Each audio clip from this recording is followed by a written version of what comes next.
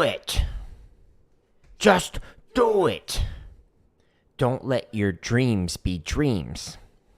Yesterday, you said tomorrow. So just do it. Make your dreams come true. Just do it. Some people dream success. Well, you're going to wake up and work hard at it. Nothing is impossible.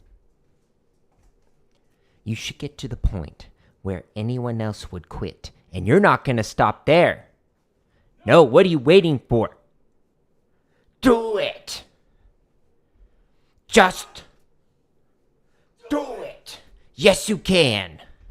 Just do it. If you're tired of starting over, stop giving up. Yeah. Thank you, Shia LaBeouf. We are now in the mindset to stream. We're going to be working on left-hand technique today. So before we do that, though, I'm going to warm up. I'm going to then stretch and massage, and then we're going to work on technique. And there's a doggo that we are dog sitting for, who is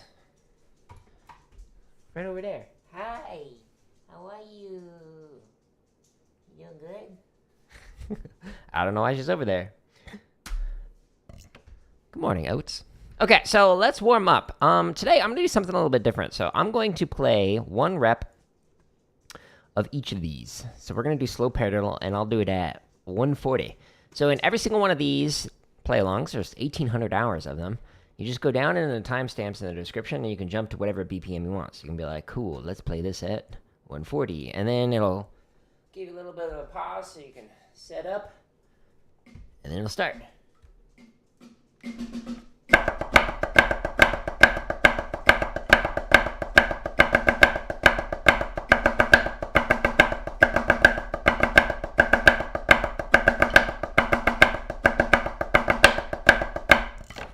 Cool. Let's go to the next one. Next. No, not at 170, although that does sound like fun. And cool. We're at 100% for the volume, that is. Let's see, what's this variation? I don't actually know. Drags, I think.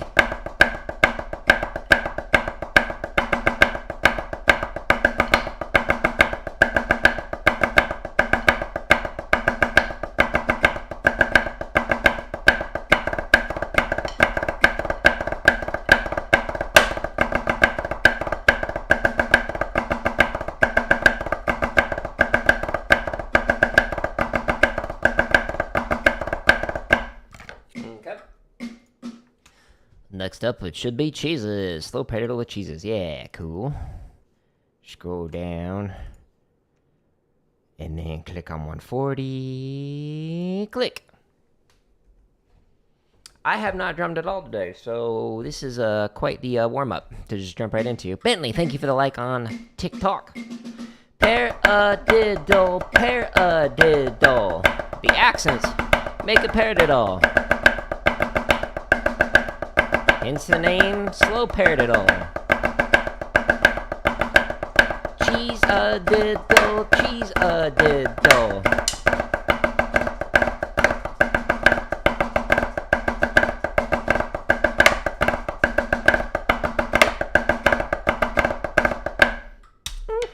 All right. Now the next one should be flam 5s. Paradiddle with flam, and then it cuts it off. Yep, 5s. All right. Scroll down into the timestamp. Click on 140.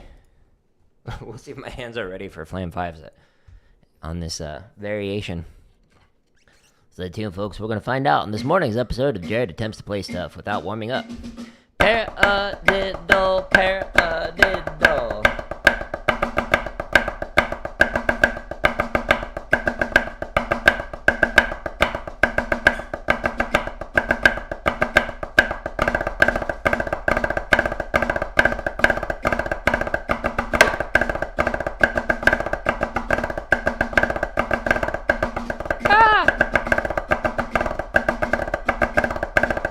My left hand is tightening up.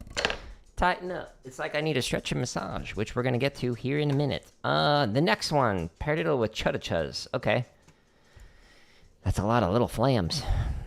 You notice page 1 is the check, and then page 2 is with whatever the rudiment is. So maybe you didn't notice that, but now you do. All right, here we go.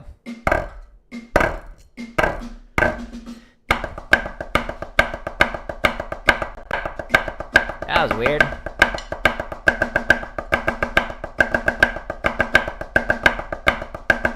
Like, cut it out.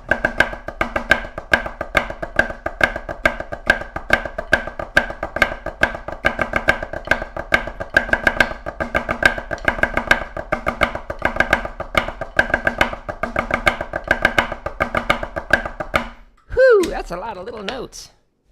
I think it should be Cheese Chudda Chud next. Yeah, alright, at 140. Considering this is my warm-up, I don't know. We'll find out. This morning's episode of Jared Has Themselves Publicly while drumming. Paradiddle, paradiddle.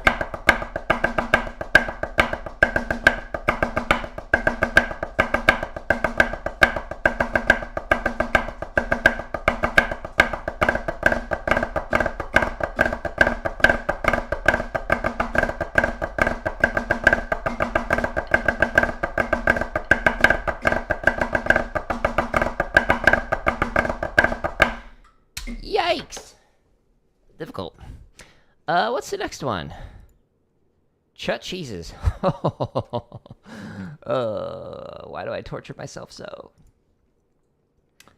It's my choice. I don't have to do this. I could have played it at 120. Probably should have for the warm-up. Alright. Let's attempt this.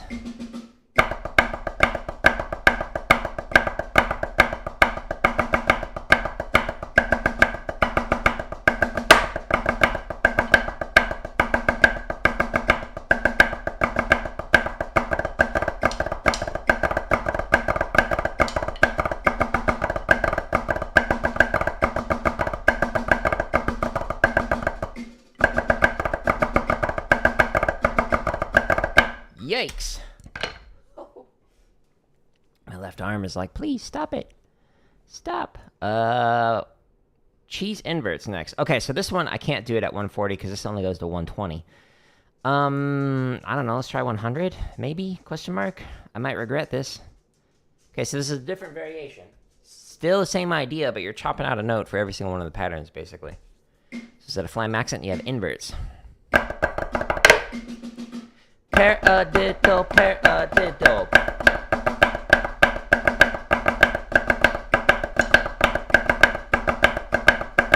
Paradiddle, paradiddle.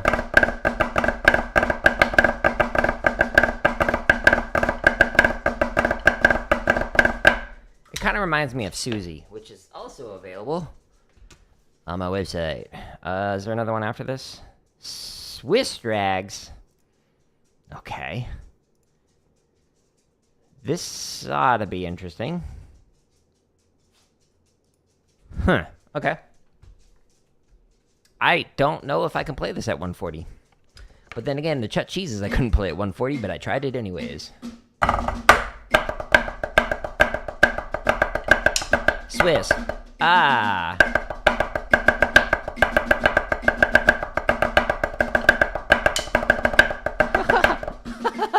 It's going great.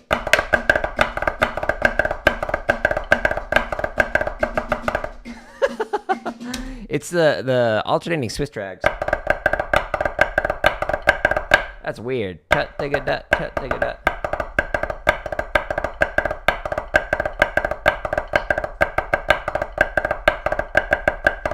Yeah, so that one I need to slow down. But no, I'm just okay, cool. And that's the end of that playlist. So, we just went through several different variations of slow paradiddle, had ourselves through many of them. There are 9 variations on here, and apparently I should work that one up. I'll do that on a future stream. Stay tuned. So if you go back to jaredleary.com/drum, which is linked on the screen, it takes you here. There are a lot of other chop exercises, like Susie, the one that I mentioned. There's a bunch of limb independent stuff for drum kit. There's 710 variations of grid. And then there's a bunch of technique stuff. There's 100 plus, 138 marching bass exercises, etc. So plenty of things to keep you and I busy for quite some time. Speaking of, we're going to be working on left-hand wrist motion today. But before we do that, I'm going to stretch and massage. So first thing I like to do is you hold your sticks like this. Palms are facing up. This is a weird one. Try and follow along, okay? So you pull in, and you push out. And then you're all twisty. It's weird, right? It's a good one, though. It's a good stretch. It's a good stretch.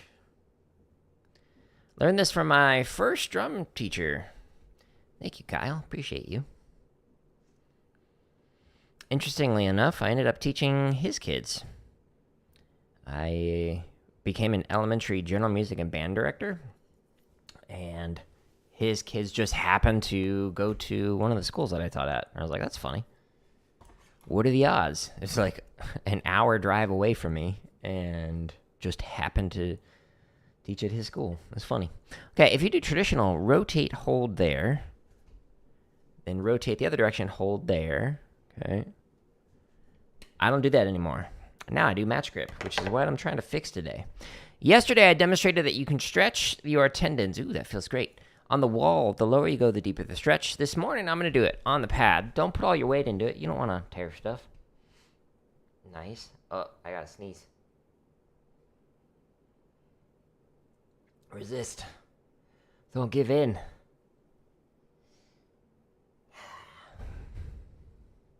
I like to think that I'm bottling them up for later, and then it'll come out as one massive sneeze that might, just blast me through the wall. Stay tuned. Okay. Now, you could stretch like this. You could stretch on the wall. The higher you go, the deeper the stretch. I did that yesterday. You could do this on your legs, like this. Or you could do this on your pad. Just don't put all your weight into it. Again. Stretching the forearms. Stretching the two arms. Maybe you have 4, I only have 2. Next.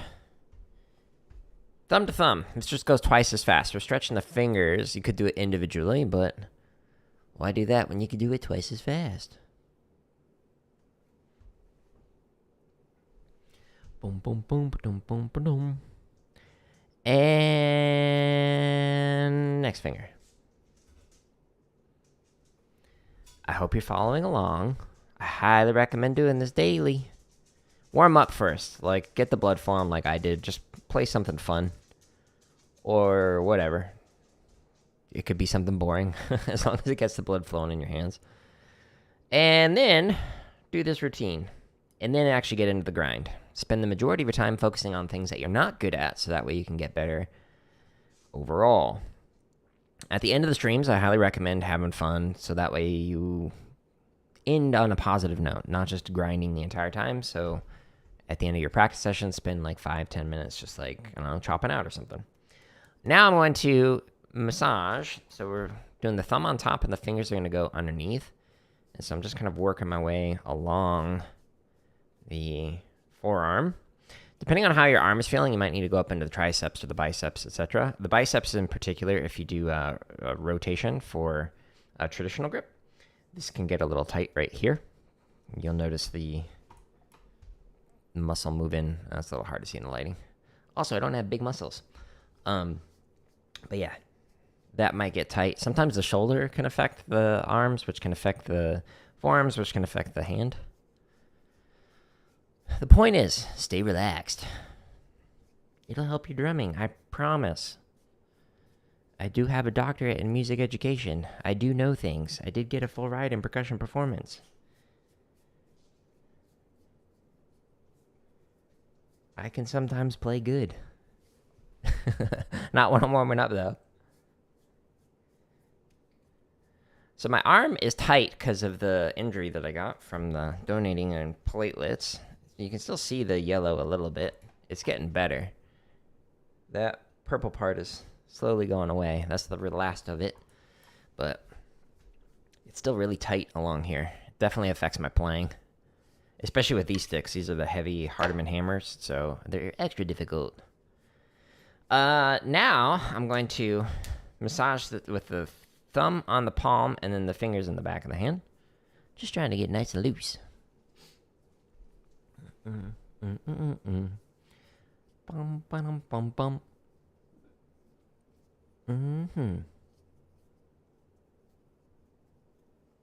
Oh, need to move something quick.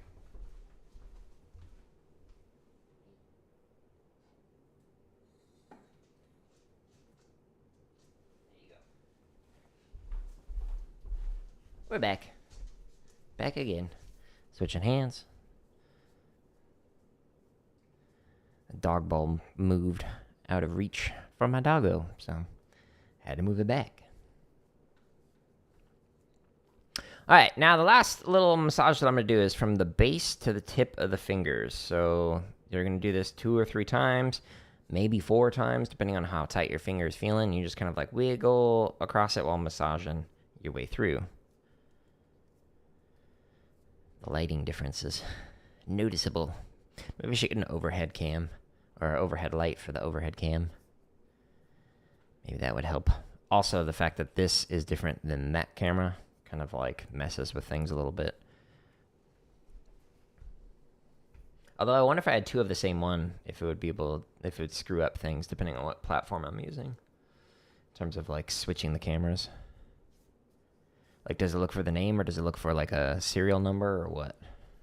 I don't know, thinking out loud, because that's what you do as a streamer sometimes. I am much more quiet and reserved, very much an introvert, and becoming a streamer working on, well, not really a streamer as much as somebody who publicly shares recordings that I then turn into other content. So I stream, it's complicated. Learned, okay, when playing Fortnite, it might help to share out loud what I'm thinking, so that way people can kind of like learn some strategies, tactics, etc. At least I learned that. Like when I hear, I don't know, Nick A30 is pretty good at it. When he's playing solos, he'll often talk about his strategies that he's using or what he's thinking of doing, which helps me improve as a gamer. I also had when I was student teaching, I had a teacher who did that he was an elementary general music and band director. He would share, like, here's what I'm thinking, here's why I'm doing this, here's why I'm not doing that, etc. And I was like, oh, that helps me become a better teacher. Might help you become a better drummer. Okay, so we are going to be working on the left hand. And my left hand, because I marched traditional for several years, it's not very good. So we're going to try and remedy that over an extended period of time. This is going to take months. Months, folks, actively working on it. So the other day when I was streaming, yesterday, my right hand, it has this motion where the wrist, you can see, actually I'll show you from here. The wrist goes up right here, while this part goes down. Okay, that's a good thing. I have a modified rotary French grip that's being applied into an American grip. So rotary French is different than finger French, which is like this, where you use fingers. Can often be used on tenors. Like you'll notice Blue Devils uses this quite a bit on their tenors. It helps you play faster. And it gets the hands so that they're a small surface area, so when you do crossovers, then you're not in the way as much as you are if you're playing like a Germanic grip, which would be completely flat like this. There's more surface area here than there is when you play like this. Thank you for the like. So this makes it so that you can do easier crossovers, wrist over wrist like this, compared to Germanic like this. Okay. Notice that surface area difference. However, there's another type of French grip where instead of playing finger French, you do rotary French. And so I learned this from a professor for timpani back in my undergrad. And so you do it like this. So it gives you a more powerful stroke. So when you're playing, you are rotating around the forearm and stroking to get nice, powerful stroke. However, I took that approach and applied it to American grip, which is in between Germanic, flat, French is thumb up. American is like a hybrid where there's a little slope going down, so it's not flat like this, but a little bit of an angle. If you apply the rotation, it gives you a little bit more power when you're playing. You can still add finger if you need to play super fast when you're playing with this, but the primary motion that I'm doing is wrist. The problem is my left hand wrist motion is not the same as my right, so I'm trying to work on that over an extended period of time. So we're going to be working on that. Did you get it? Got that PR, baby. GG's. Ah, I like you. Okay. So I'm going to be working on this wrist motion, trying to get this to a line. I want to make sure that my hands are nice and open, nice and relaxed, so that the stick can literally vibrate. It makes it so I don't absorb the sound, makes it a fuller sound. So this is okay to have that little gap in there, a little space in there for the stick to move around. You don't want to have death grip like this. I'm using a triangle hold as my primary, as opposed to the front fulcrum, which you'll often use for finger techniques. I'm using this kind of a hold, and primarily wrist. My left hand is just okay. So let's get out the good old-fashioned metronome.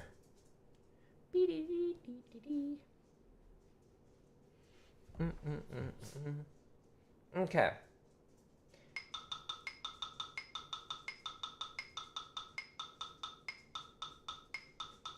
Let's do this at 60.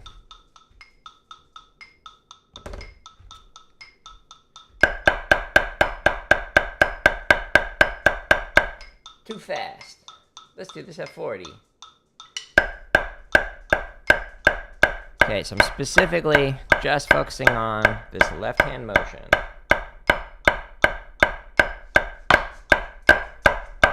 I want my hands to be the same.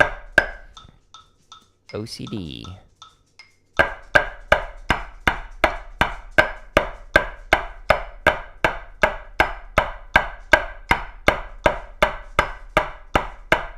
So I want, when I do the downstroke, for the wrist to come up this way while this wrist goes down over here. What I was noticing yesterday when I was looking at the stream is it kind of had this weird, like, stroke like that. It was like not fluid. It was like 1, 2, 1, 2. And I was like, that's bad. We want one motion going down, getting out of the way, not 1, 2.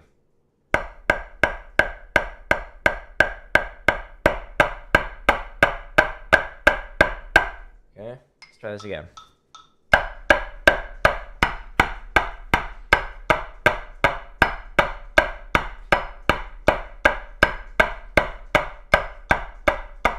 Try it with a lower height, see how that looks.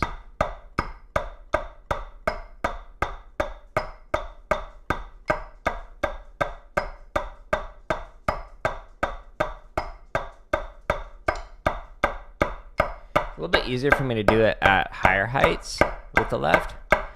It's a more obvious motion, but at the lower heights, it's not as comfortable yet.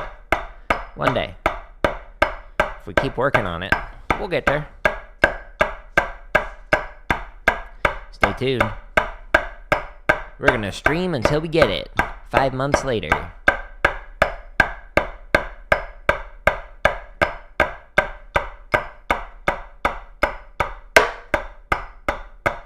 Actually, I'm realizing I probably should not show my screen just in case somebody texts me something inappropriate. Try and keep this family friendly, but the texts I receive, I can't always control.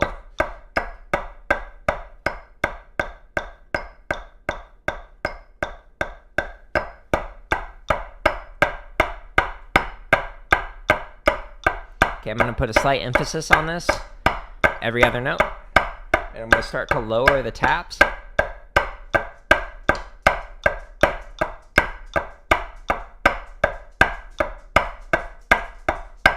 Gradually getting the taps lower.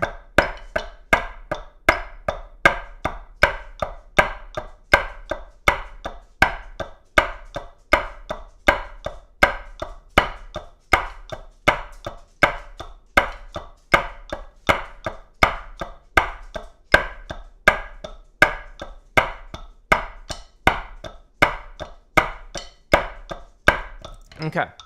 Now, let's take a look at this. Da-da-da-da-da. Let's go to YouTube.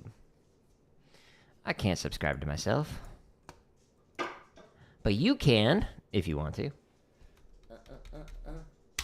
Alright, let's see how this looks. In slow motion.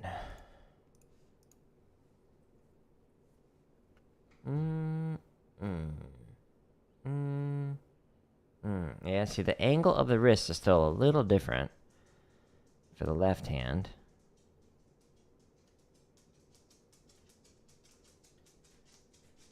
Even where the thumb is at, because of the angles, is slightly different. You can actually see the stick vibrating while I'm playing. That's kind of funny. That's a good thing, in case you're wondering.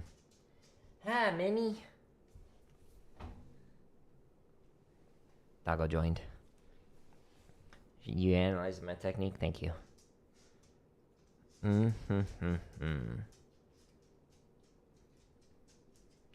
So the wrist, it's moving. It's better than it was yesterday. Okay, so actively focusing on this is definitely helping. Yeah, I feel like the wrist angle can still turn more. Let's go back to here. Okay. So it's too Germanic here on the left, and what I want is it to be the American, not French, but American like that, and not Germanic. Okay, Germanic's flat. So we want it to match the right hands. Problem is, it feels like it's like matching when I'm playing, but then when I look at it, I'm like, nope, not there yet.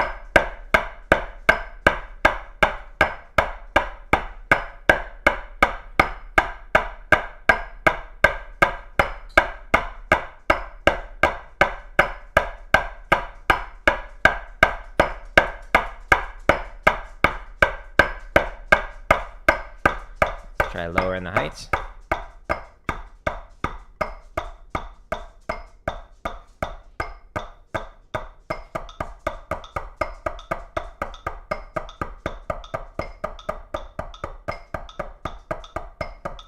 Wes, it looked like you had a question for a moment, but now it's gone. Happy to answer it.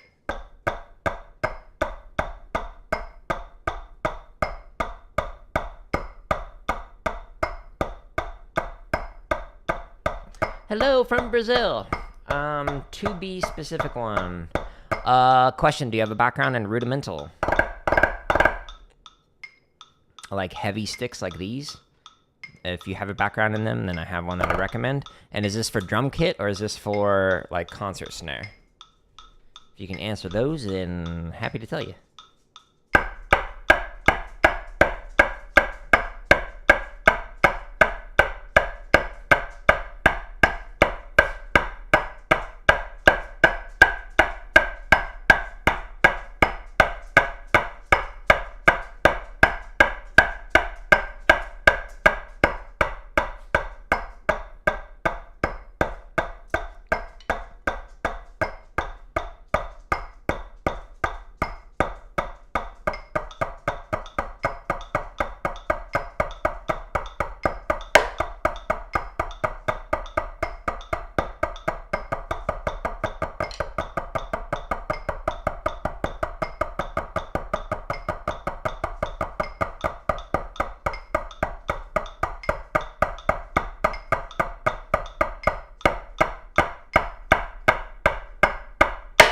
Okay, that reminds me, I'm actually going to pull up an exercise.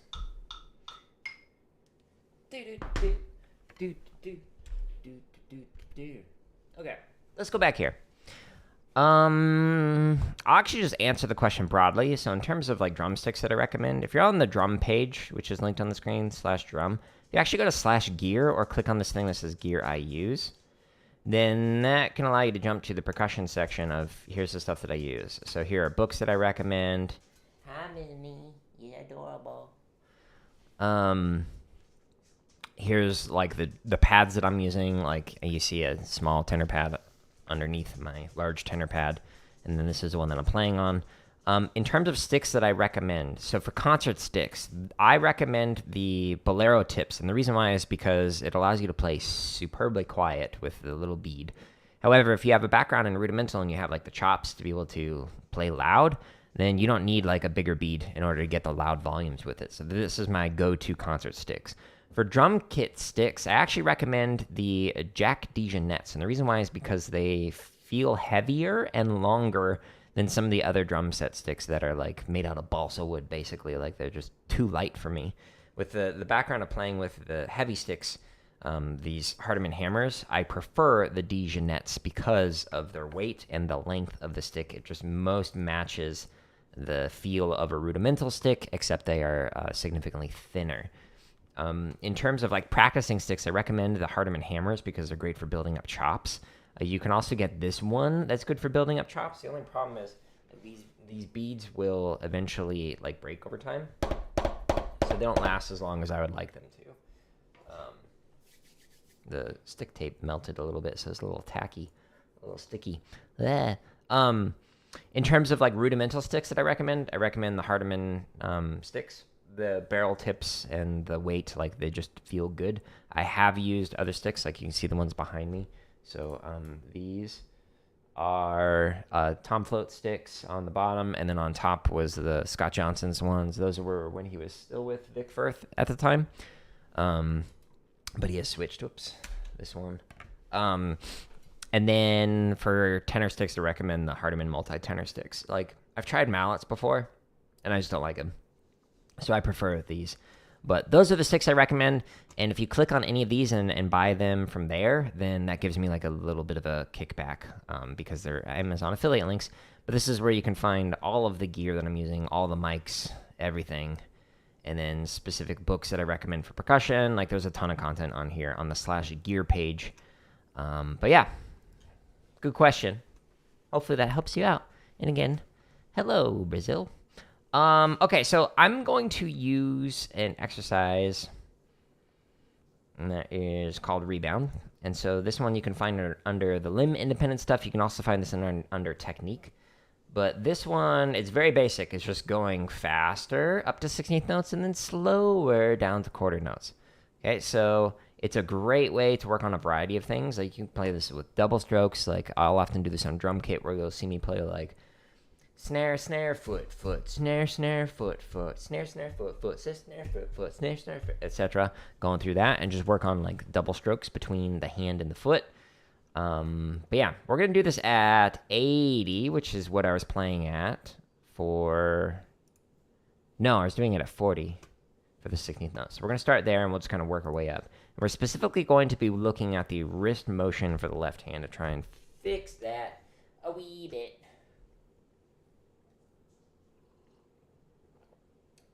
Is muted.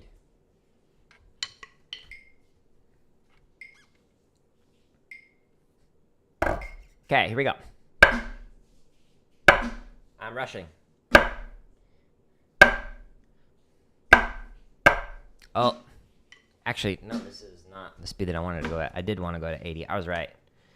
I was right. I don't like. I don't need to work on the primary stuff at that slow. So I'm gonna go up by 5s each time. We'll see how we do with this when we get into the faster tempi, which is plural for tempo. Whoops. I started playing at 40. I'm doing like opposite day.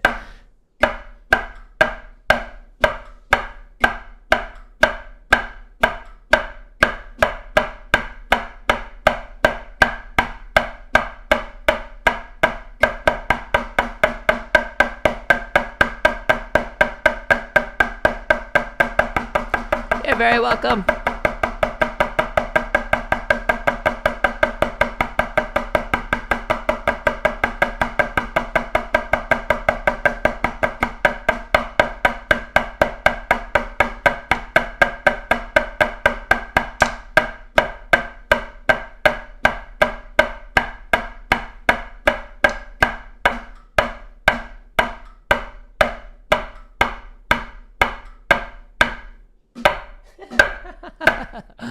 I was thinking of something else in my head and just like totally stopped paying attention. Okay, so the thing that I was thinking of is, should I focus on the rebound, which I demonstrated the other day?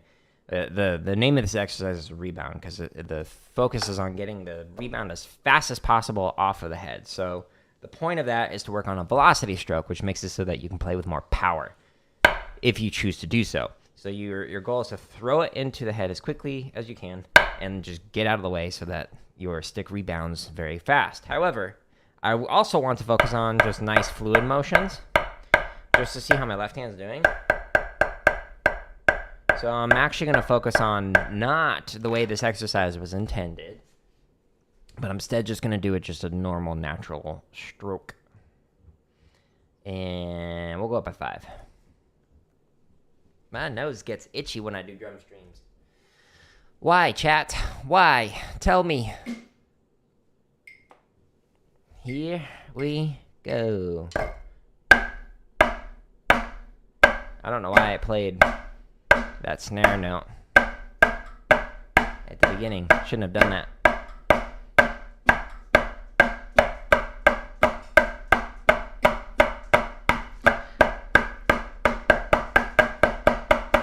Okay, I'm going to switch camera angles here in a moment.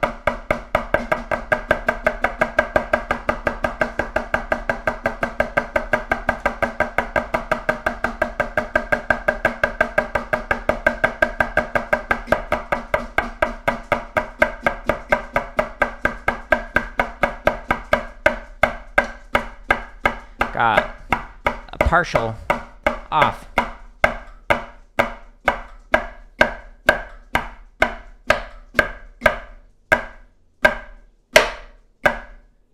Again, not doing the rebound stroke right now, just kind of doing a natural stroke. Okay, so let's go ahead and stop there. Let's pull this up. Let's go to live. And let's critique my playing.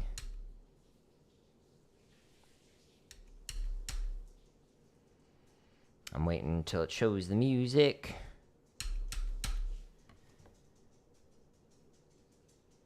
You can do it. Come on, YouTube. You can do it. I wish there was like an instant replay button that I could just pull up. Show me the last exercise. Maybe it will show preview. No.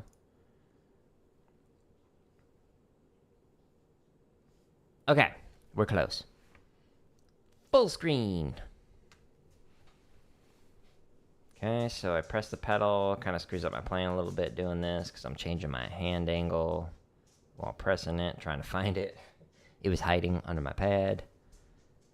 And there we go.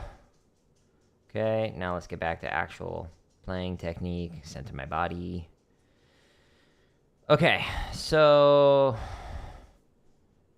this part, so I can pause it on the right spot. There we go. Okay, so see how my left hand is still flatter than my right hand, and it's like sticking out more. So I still need to fix that.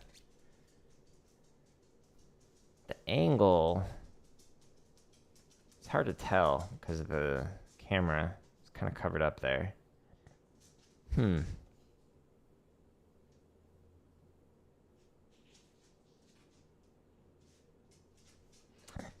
Let's see. Let's look at my wrist angle here. So my wrist angle looks like it might be higher, or my wrist height might be higher on the left than it was on the right. That was a pattern in the past. I'm going to look at that here in a moment when we do the next rep of this. Yeah, it's still not fluid. So like, see how this is just like kind of like a nice fluid straight line right here? Like it's got that wrist bend. That's good.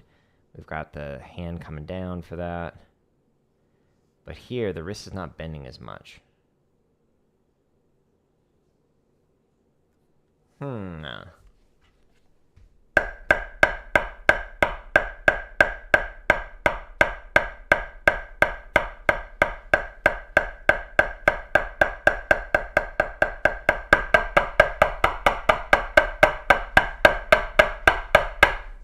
Interesting. Okay. Let's pause there. Let's do this again. We'll do this I just finished at 85. Okay, so we'll do this at 90, and I'll try a different camera angle, and I'm specifically going to be looking for the height of the left hand. Make sure that the wrist is at the same height, so we're not like this, over-exaggerated. Again, not focusing on the rebound, like the exercise says in the description. Just going for a fluid motion.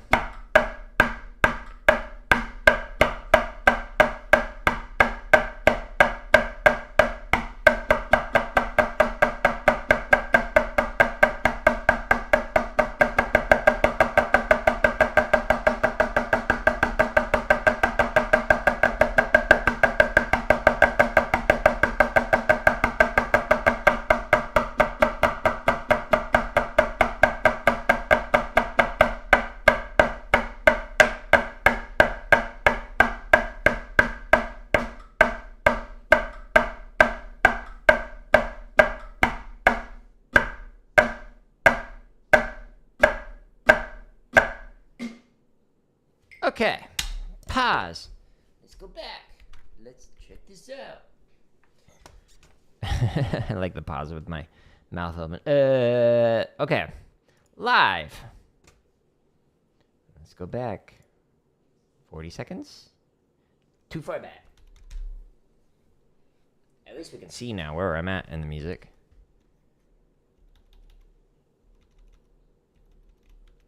Okay, here we go. Let's critique my playing. Okay, obviously bad right here because I'm off center, trying to hit the foot pedal. Okay, so wrist height. Stick height. My left hand is not as fluid as my right. It's not getting as high as the right. The wrist is slightly higher. So like if you draw like a straight line right here between the bone and the bone here, you'll notice that the left is slightly higher. Interestingly, the gap right here is smaller than it is right here, and it might be because of all the years of marching snare. Like we played with flat drums rather than with the tilt so that we could, you know, just relax the arm. So because we played on flat drums, like our arms were always out like this. So I might just have a habit that's kind of like carrying over, even though it's not as pronounced as that is. Like it might just be out more because of that. So that's interesting to note in terms of something that I could potentially work on is the little gap here. Maybe that will assist with getting the wrist to line up for the height, but the actual stick height is different. It's not moving at the same velocity as the right hand is. It's not as straight either. Like you can see the bead moving. It's kind of got this little rotation here because I'm like trying to get the technique down, but it's just not happening right now.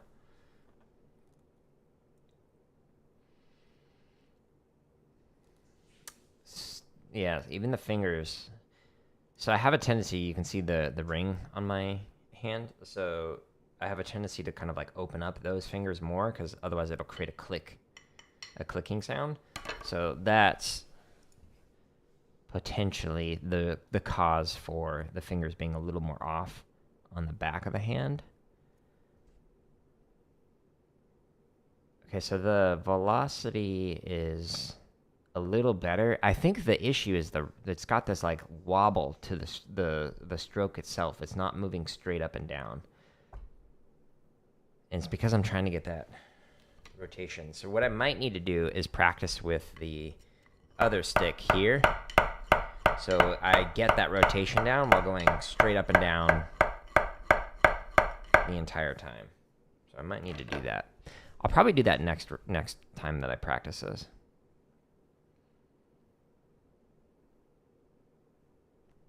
So right now what I'm looking at is where is the bead hitting? Is it consistent? I guess I could look here.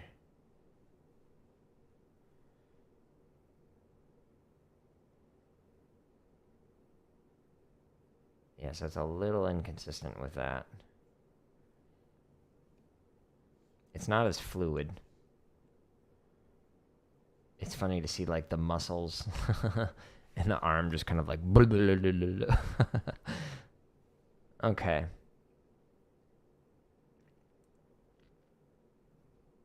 And then that's the end of it. Okay, cool. So that gives me some data for some things that I can work on for next time. Hey, thank you for the follow. I appreciate you. Hasty. couldn't read it. Mike was covering it a little bit. Okay, so that's something that I'll refine next time. So tomorrow I'll be continuing to work on technique. Not doing drum kit because the dog we're dog sitting for, I don't know if they would be a fan of all the cymbals and whatnot, because they're not deaf, unlike our dog. And I'm not doing tenors because I don't want to overdo it with arm. And I'm not chopping out because of that. So normally I would end these practice sessions chopping out with one of the 1,800 hours of free drumming content on my website, but not today. So stay tuned. We'll actually work on some more chop stuff next week. But if you want to work on it, there's literally over 700 grid variations. There's 710 right now. And adding more. And there's technique exercises. I've got, I don't know, like 30 more coming out, I think. Something like that. In 2 months, maybe? I forget. I've got so much content scheduled in advance. There's over 100 bass permutations to work on for your splits, your runs. And there's some chop exercises. I think there's 17 chop exercises coming out, 17 chug variations, so stay tuned for that. So plenty of content to keep you busy. But as I was mentioning to Wes, if you go to /gear instead of /drum, this is where you can find all of the stuff I'm using, like what kind of vocal mic, what kind of mic is this one down here that's picking up the drum audio because it's a condenser mic, etc. So like this is all the stuff that I'm using. Here's percussion books that I use on the stream or recommend. And then here are the pads, the sticks, etc. So these are affiliate links. Most of them are. So I get a small percentage back for no cost to you. So it just kind of helps support me. So I appreciate all the people who have done that. But yeah. Oh, one thing that I haven't really mentioned much, but is actually a pretty popular page because of search, is if you actually go to the dictionary, percussion dictionary, there's a ton of words in here. Like if you ever get a part where it's like, well, what are cascabeles?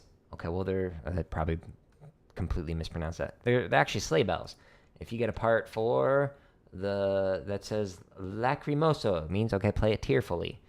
If you have something that says, all right, you need to play on the schnarscheidel, whatever that's pronounced, then that's the snare. Which is different than the schnarre, which is the rattle. You'd think that might be in the snare. No, it's not. Play on a rattle, etc. So that's something I actually don't talk about much, but it's used quite frequently. So check it out under Percussion Dictionary if you're interested in that. Okay, so if you go to /schedule, this is where you can also find when I'm streaming next. So I'm going to be playing God of War Ragnarok in about 30-ish minutes. I got to get the PlayStation set up for that. But tomorrow I'll be doing some technique stuff, and it'll be around 10 o'clock Eastern time. These are all Eastern, and if you click on it, it'll show you where I'm streaming live. Most of the engagement I get is on YouTube. But if you use my YouTube, just check out the playlists or the home screen so you find just the drumming content. And if you click on it, then boom, it expands and shows you just the drumming stuff. The reason why I say that is because I also create a bunch of, I can't subscribe, gaming and computer science education content. Literally hundreds of videos of that. So stay tuned for more content. I appreciate everybody stopping by and I appreciate the questions on YouTube and whatnot. But yeah, cool. I'm out. Hope you have a great rest of your day. Goodbye.